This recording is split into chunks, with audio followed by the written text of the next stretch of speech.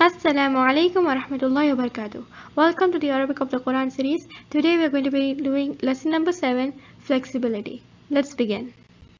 So the last thing about status is flexibility. We learned the last thing about status. Today we're going to learn which is flexibility. Flexibility is three types. It can be fully flexible, partially flexible, and non-flexible. We are going to learn what each of these means in the next slide. Okay, flexibility in action. We have right now three words in front of us. I want you to observe each one of them. The first word we see is Muhammadun. Muhammadun, we know it's Rafa, right? It's Rafa. Why is it Rafa? Because it says Dhammatain. And then Nasab is Muhammadan. And Jar, Muhammadin. We already know this. Muhammadun, Muhammadan, Muhammadin. This is called fully flexible. Okay? I don't know what that means. Let's go to the next one. Now this is Ibrahimu. Okay, I can see that there is Dhamma on top, so that must be Rafa. Ibrahima. There is Ma on top, which means Fatha, which is Nasab. And there is Ibrahima. Wait, they can't be Ibrahimi. How is this jar? Isn't this supposed to be Ibrahimi? No. This is what partially flexible means, and this is what fully flexible means. Fully flexible, partially flexible, basically flexibility, it's the ability of the word to stay heavy, first thing, and to show different forms. Like for example, over here, the fully flexible word, it shows Muhammad. It shows Muhammad in three different forms, and we can clearly see the difference. But partially flexible will not show Muhammad will not show the word. A word that is partly flexible will not be shown in three different forms. It can only have two forms. It can either be Ibrahimu or it can be Ibrahima. And then we have non-flexible. Non-flexible, although this word is right now Rafa, but I can't see it. This word is Nasab. I still can't see it. And this word is, again, right now it's jar, but I can't see it. The endings don't change at all. Non-flexible, the endings cannot change. The only way you're going to know it's Rafa and Nasab jar is by the sentence. The context of the sentence is the only way you're going to know. That is what flexibility is. The ability of a word to basically be able to change into different forms, to show different forms. It's not like this word is not changing forms. It is. This one is Rafa, this one is Nasab, this one is jar. But the difference is this word shows different forms in all of these. This one shows in only two. It has only two choices. And this one has only one choice. That's what fully flexible, partially flexible, and non-flexible means. Now, in the next slide, what we are going to do is we are going to talk a little bit more about partially flexible. What are words that can be partially flexible? What are the specific rules for partially flexible words? That's what we are going to learn in the next slide. Alright, so partially flexible. What does partially flexible mean? We know that partially flexible means a word that has no tanweens. It is no tanweens. This is the rule for partially flexible words. Words that are partially flexible have no tanweens and they have no kasra. That's why they can never be Ibrahimi. Why can't they be Ibrahimi? Because it's a partially flexible word. Partially flexible words cannot have tanweens, which means they are always light, and they cannot have kasra. Okay? Now what kinds of words are called partially flexible? Partially flexible are two kinds of words. Number one, names of places. You know, New York, Makkah, London, any place, Hyderabad, all these are places, right? Names of places, specific nouns, which we learned. Specific nouns of places are partially flexible in Arabic. This means that specific places, names, cannot have a tanween. They can never be heavy. They will always be light. And they cannot have kasra. Okay? Next, another type is non-Arab names. Okay, since this entire course is fixated on the Quran, there are many names in the Quran that are non-Arabs. Non-Arab means the origin of the name is not Arab. It's Hebrew or it's some other origin. Mostly it's Hebrew, but sometimes it can be other origin. But it's not Arab. Okay, so whenever a word or name, all these we are talking about names, guys. The only type of word that are partially flexible are names. They can be either names of places or they can be non-Arab names. Okay. Now, Since they are non-Arab names, such examples of such names are Yusuf, Harun, Imran. All these names, they don't originate from Arab. Okay, they don't originate from Arabic. They originate from, for example, Yusuf is Hebrew, Harun is also Hebrew, the Israelite, and Imran is during the Christian time, the father of Maryam, right? The father of Maryam. So all these names are not Arab. So these non-Arab names will always be in the Quran. Wherever you find them, they will always be light, which means they'll never have any tanween, and they'll never have kasra. Even if it's like, for example, if they are supposed to have kasra, they will not show. They will be in the form of jar, but they will not show jar. That's what this means. One more thing. Since we are talking about names right now, we are talking about names. Partially flexible words can only be names. There cannot be any other word that is partially flexible. Partially flexible words are names, and specifically what kind of names? Names of places and names of non-Arab origin. Okay? Since they are only names, we know that names cannot be dual or plural. We learned that in the last lesson, didn't we? Salman, I told you we'll be talking about Salman. Salman, even though it shows the alif noon ending, but it's not dual. Why not? Because it's a name. These names over here, Yusuf, Harun, Imran, they cannot be made into plural or dual. They are just going to be singular. So we are just going to focus on the ending sounds for these names. So if you see a name, then you should automatically know that this name will only be focusing on ending sounds, will not be focusing on ending combinations, because we already know that names cannot have combinations. So if it can be Salmanu or Salmana, isn't it? Salmanu or Salmana. Another thing is the Sahabi Salman al-Farsi. He is a Persian, and Persians are not Arabs. And you know what we just talked about, right? Non-Arab names. Non-Arab names, which means Salman will never be having tanween. So we can never say Salmanun. That never happens. It's just Salmanu or Salmana. It can't even be kasra. It will never say Salmani. That's not Arabic. It's just Salmanu or Salmana. Why? Because it's a non-Arab name. So now you're getting the concept of non-Arab names, okay? And there are many non-Arab names in the Quran. I'm sure you can already think of examples besides these three. And even places, sometimes in the Quran there are other places. Okay? So this was clear? We got to know what partially flexible means, right? Good. Now let's move on to the next slide, where we are going to be discussing Arab names in the Quran, because we just talked about non-Arab names. This might come surprising to some of you, but in the entire Quran there are only 4 Arab names, and all of them are prophet names. Only 4 Arab names, and the rest of the names in the Quran are non-Arabs. So any other name other than these 4 names are non-Arab names, which means that the only names that are fully flexible in the Quran are these 4. So if you memorize these 4 names, any other name you already know that this is not Arab, which means it's going to be partially flexible, isn't it? So what are the 4 names? The first one is Shu'aib. This is a fully flexible word. It's an Arab word, which means it's a fully flexible name. So Shu'aibun, Shu'aiban, Shu'aibin. It can happen. It happens in the Quran. Next, Salihun, Salihan, Salihin. And of course, we all know Shu'aib alayhi salam is a prophet. Salih alayhi salam is a prophet. Hud alayhi salam is a prophet. There's a whole surah named Hud. Remember? So Hudun, Hudan, Hudin. It doesn't matter. And of course, the greatest prophet in the world, the Khatamun Nabiyyin, as the Quran calls him, Muhammad sallallahu alaihi wasallam. This is a fully flexible word. It's obviously Arab. Muhammad sallallahu alaihi wasallam himself is an Arab prophet. So it will be Muhammadun, Muhammadan, Muhammadin. All these words are fully flexible. Memorize these 4 words, and any other word you see, any other name you see in the Quran, it will be partially flexible, or sometimes fully flexible, sometimes. Mostly partially flexible though. Okay? So we discussed about partially flexible. We know already about fully flexible.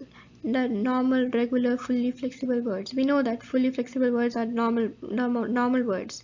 Now let's talk about non-flexible. Non-flexible is a word that has a form. It is rafa, it is jar, it is nasab, but it can never show it. It has only one type of form.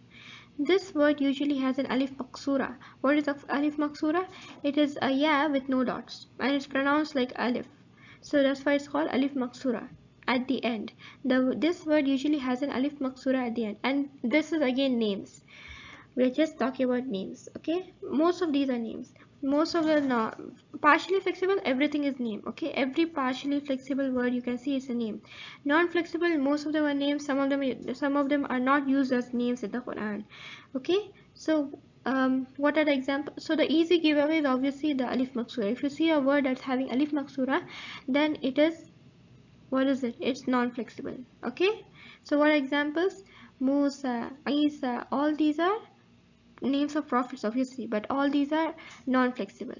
Another thing that I want to tell you is that there's a word in the Quran which we use as names. I mean, I'm sure you've heard many times this name, but in the Quran it's not used as a name. It's used just as a word, okay, like any other word. This is called Huda. Yes, you have heard of many people being named Huda. I have also. But in the Quran, Huda is not used as a name. Huda is used as its meaning, which is guidance. So Huda is used as guidance. Hidayah, you have heard of all that.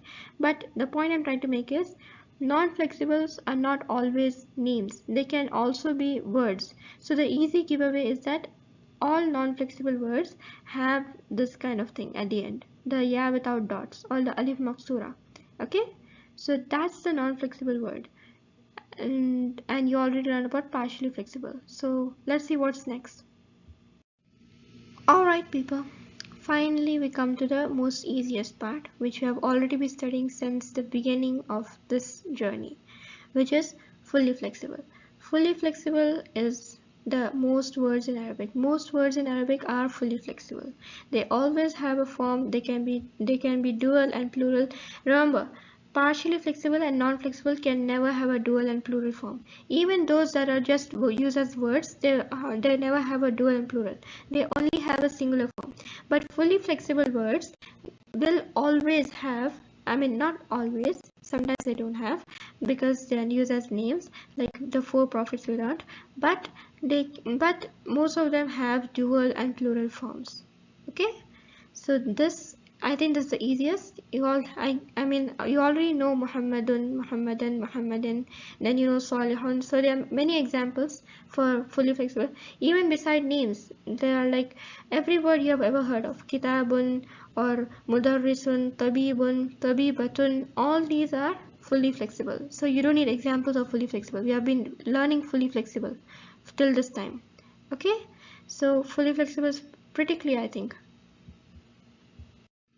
Alright, now let's put the application, because remember in Arabic we are not learning Arabic to come up with words.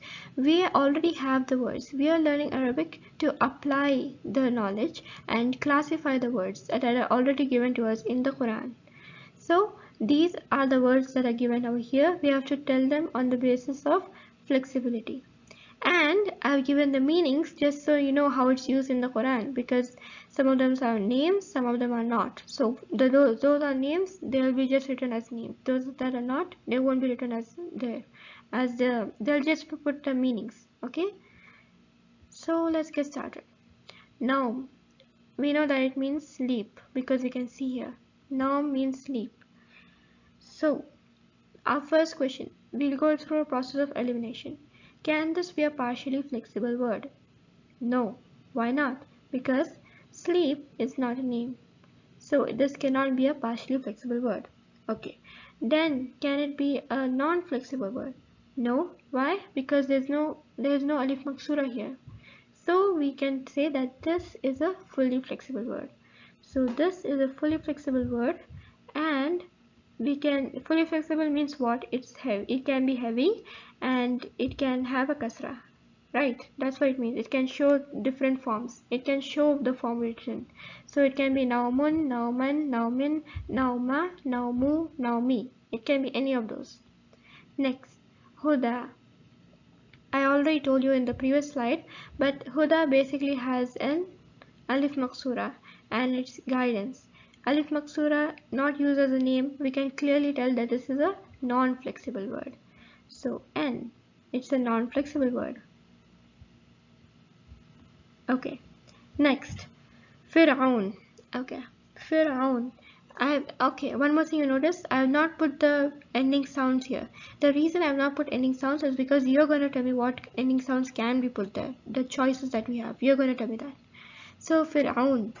Fir'aun, we can see that it is a name. Pharaoh. I mean, it doesn't mean anything. It's just a name. It's just what someone was called in the past.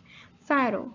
And we know from history, or at least our limited knowledge of the stories, that Fir'aun was an Egyptian person, right? The pharaoh. I mean, we all know about the Egyptian culture and Egyptian heritage and their rulings, how Egyptian culture was big. I mean, you already know that. So we can very clearly say that Fir'aun is not Arab, and we know the verdict for non-Arab names. Clearly, we learned this. So what do you think Fir'aun is? Yep, it's partially flexible. And what does partially flexible mean? It cannot have a kasra, and always has to be a light one. And one more thing you have noticed, there's una sound here. It's not una sound, but there's waw noon here. But since it's a name, we can clearly see that it's a name. We will not be focusing on the ending combination. We automatically know that it's an ending sound. So this can be, since it's partially flexible, it can be Fir'aunu or Fir'auna. That's it, no more. Next, Arnab. Arnab is a rabbit. This is a common noun. It's not name of anything, so it can't be partially flexible. It doesn't have a ya maksura at the end, so we know for sure that this word is fully flexible, which means Arnabun, Arnaban, Arnabin, Arnaba, Arnabu, Arnabi. Clear? We classified the first one. Clear? It's clear? Alright, so Maryam. Maryam is not one of the four names. As you can see here, it is a name. So it's not one of the four names that are Arab and used in the Quran. So we can say that Maryam is a non-Arab name. And of course, if you have the history, you'll know that it is an Israeli name. It's a Jewish Christian name. It's not actually an Arab name. So it's Maryamu, Maryama. That's it. Maryamu, Maryama. Partly flexible. Okay, partly flexible. Next, Ishaq. Ishaq is again, it's not Arab, because first of all it's a name. You can see why it's a name. It's here, and many people are named this, and it's a prophet's name. And Ishaq is not part of the four Arab words. By the way, what are the four Arab words? Repeated. It's Hud, Saleh, Shu'aib, and Muhammad sallallahu alaihi wasallam. All these are prophets. All four Arab prophets. Okay. So this is partly flexible. So it's just Ishaqu and Ishaqa. It can never be tanween and it can never be light. I mean, it has always to be light. It can never have a tanween and it can never have a kasra. Okay. Ainun. Ainun is just I. So it's fully flexible because it's not a name, so it cannot be partly flexible, and it doesn't have a alif maksura. What is alif maksura? Alif maksura is the ya without dots. It doesn't have the ya without dots, so it's fully flexible. There's no reason why it can't be fully flexible. So this will be ainun, ainan, ainin, aina, ainu, aini. Next, Yunan. Yunan is Greece. You know what Greece is? It's a place. It's a country name. So this will be immediately partly flexible because all names of places are partly flexible. So Yunanu, Yunana. That's it. Ghurfa, room. Ghurfa is a room. It's not a name and it doesn't have an alif maksura at the end. Therefore, it's fully flexible. So غرفتun, غرفتن, غرفتن, غرفتا, غرفتو, غرفتي. Now Nuh. This is interesting. This is a small exception in the rule of partly flexible.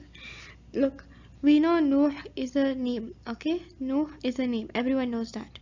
And Nuh is a non-Arab name. It's from non-Arab origin. But the Arabs have a rule. Okay. If the name, which is non-Arab, has only 3 letters in it. If the name, which is non-Arab, has only 3 letters in it, then it is allowed to be heavy. It is applied. It is technically non-Arab, but it is applied as fully flexible. So this word has only three letters in it. It's noon, wow, and ha. That's it. There are no more. That's why the Arabs allowed this to be fully flexible. This can function as a fully flexible thing. Okay. So how does this work? This word Nuh is non-Arab, but the partly flexible rules will not be applying to this because it is only 3 letters. This is one exception to the non-Arab rule, non-Arab names rule. Okay, so this can be Nuhun, Nuhan, Nuhin, Nuha, Nuhu, Nuhi. I hope you understood this. This word, even though it's non-Arab, it will still be fully flexible. Why? Because it has only 3 letters. Names that only have 3 letters, which are non-Arab, can be applied as fully flexible. Okay, now Lut. Again, Lut is a non-Arab name, but it has 3 letters in it, and the Arabs know that, and the Arabs decided that 3 letters means that it's fully flexible. It doesn't matter the origin. The origin doesn't matter anymore. If the letters are only 3, then it can be a fully flexible word. It will function as Lutun, Lutan, Lutin, Luta, Lutu, Lutui. Okay. Now what about Adam? Oh yeah. What about Adam? What do you think? Do you think this rule applies? This new exception rule that I just taught you? I mean, it's just Alif, Dal and Mim, right? It should apply, like 3 letters. But not really, because this Alif has a madda in it. And you know what madda means? It means 2 letters merged into one. So it is actually Alif, Alif, Dal, Mim. And Alif, Alif, Dal, Mim means that it is 4 letters. And 4 letters is not 3 letters. So this one will still be partly flexible. It's a non-Arab name and it will be partly flexible. Just because it looks like it's having 3 letters doesn't mean it actually has one, because one of the letters have a madda in it. Madda means it will be turned into a full-fledged partly flexible word. It will be turned into a partly flexible word. The rule of the exception of the 3 letters will not be applying in this case. I hope this was clear. This one is fully flexible even though it's non-Arab because it has 3 letters. Same goes for this one. Fully flexible even though it's non-Arab name because it has only 3 letters. This one looks like it has 3 letters, but one of them has a madda in it. Madda means it's 2 letters merged into one. 2 same letters merged into one. So it is actually having a 4 letter. This word is actually a 4-lettered word. Okay, that's why the 3-letter rule will not be applying here. This will still be partly flexible. Okay. Alright people, so like this we have completed status. We got to know everything about status. When we talk about status, this is going to be a review session. So when we talk about status, we know that there's forms, we know how to spot them, and we know the light and heavy and the flexibility. So if I give you a word, any word in Arabic, you should be able to tell the form it is in, how you spotted the form, and whether it's light and heavy and its flexibility. This is what you should be you should already know this by heart now. Every single thing we have talked about this, we should know about them by heart. Okay, so yeah, with this we completed status. Now we are going to go to the next one with the next lesson, which is called numbers. Remember, ism has 4 properties: status, number, gender and type. Now we finished status. We already got to know the 4 things required to know status. Now we are going to talk about number in the next lecture. So this was a long part. Status was the longest part. The next ones are going to be very easy. Number and gender, they're not going to take much time. So is type. They're all going to be pretty easy, alhamdulillah. This was the hardest part. We all finished it. I'm so glad to hear that, and I hope it was easy for you. I mean, I tried my best to make it as simplified as I could get. Just keep practicing. Like if you open the Qur'an, just try to find some isms and try to classify them based on your knowledge of status. Okay, it'll be fun and it's also very useful, and the neurons in your brain will be firing as you make connections between what you learned and what you're applying. You know, practice makes progress, right? So keep on doing this, and if you have any questions, I'll be happy to answer them.